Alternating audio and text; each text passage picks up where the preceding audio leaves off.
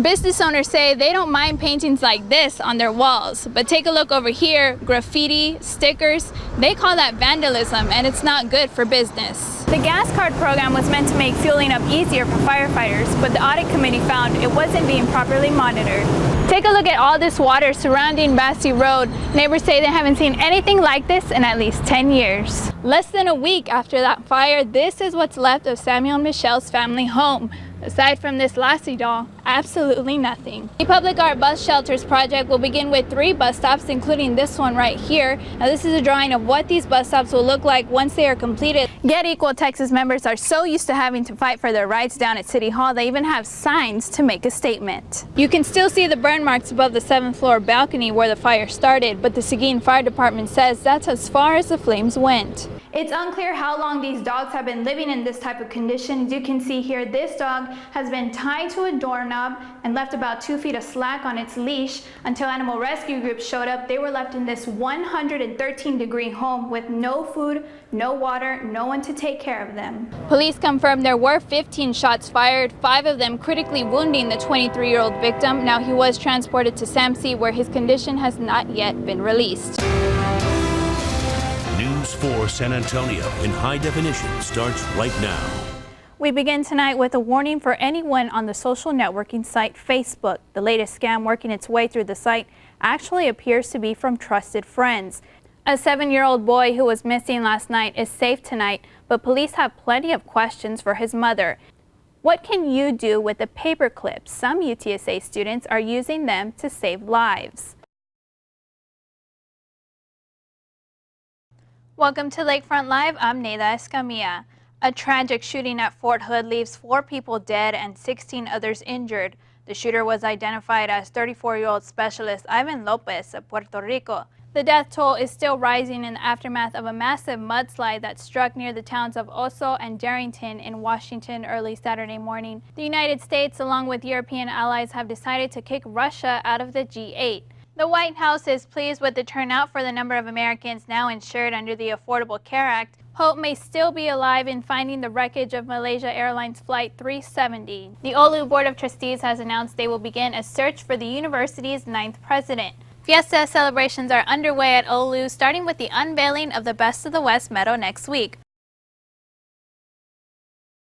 I looked over this way and I seen just smoke coming out the room. Blown out windows, shattered glass, and wall damage caused by a possible meth lab gone wrong at the Days Inn Hotel on East Houston and Bowie. It's possible that it was at least the beginnings of a meth lab.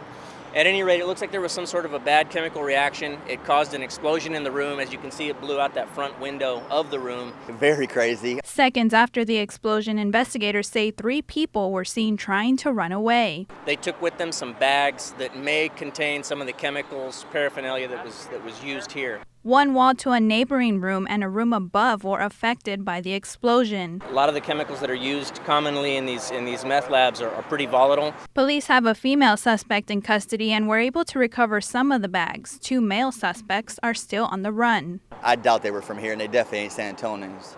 Now, the entire hotel was evacuated, but thankfully no injuries were reported. Reporting from downtown, Neida Escamilla, News 4 San Antonio. I'm ready to get on my feet. Eliza Mitchell has been in and out of homeless shelters for 3 years. Currently, she calls the Salvation Army home. It's all right living in the Salvation Army. I mean, not forever. I need my own place. That could soon happen thanks to the Rapid Rehousing Program by the Salvation Army. Rapid rehousing is mainly for clients that are homeless or fleeing domestic violence. I'm ready for the rapid rehousing. I'm ready to do it. The Salvation Army pays for the first month's rent and security deposit, then 75% of the second month and half of the third month. They can choose where they want to live. As long as the apartment complex approves them, then we should have no issue providing the assistance. Eliza is disabled. Her only income is the Social Security checks every month. I have to go to this class, and they're going to tell me how to budget my money, and then I go to another class. And after that, I'm looking for an apartment. One thing Eliza Mitchell is looking forward to the most is my own bed. Mitchell says she is blessed to be a part of rapid rehousing and is ready to have a place to call home. You have to crawl before you can walk. So I'm ready to walk. Neida Escamilla, News 4, San Antonio. Can I get you a scoop? Before, Cheryl Ivana scooped ice cream out of a trailer. Now she owns Cool Scoops on North New Braunfels Avenue. Would you like a cup or a cone?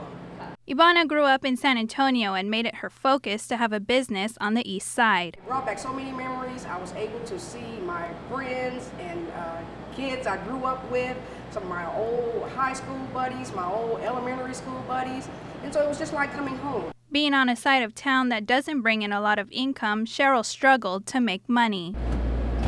I just need more people to come through the door, give me a try, because I definitely feel like that if you eat one time, you will come back. This is a goal for Operation Facelift, a federal grant-funded program dedicated to revitalizing the outside look for small businesses. We come in to help them rehab the exterior of the building with substantial funds. So a lot of times we've come across the fact that these business owners have needs for the exterior but haven't saved up for it. Cool Scoops is already approved to receive money from the program to beautify the exterior of the shop.